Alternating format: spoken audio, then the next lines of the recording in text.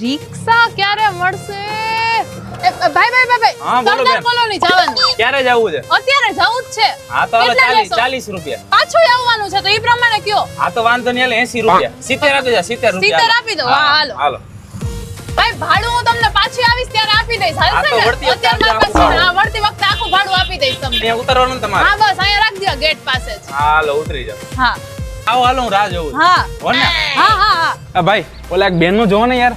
અરે ઓલા એક બેન અંદર વયા ગયા છે, હવારથી હું યાર રાહ જોઉં, રિક્ષા વાળું જોઈએ છે. જરા કયો ને. મળી ગયા. એ બેન, બેન.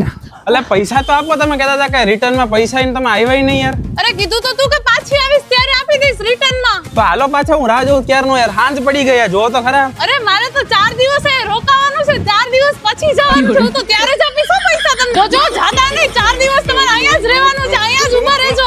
હો તો જ પૈસા તમારા જેવા ગ્રાહક તો ન મળે, સારું કોઈ નહીં યાર. આપીશ.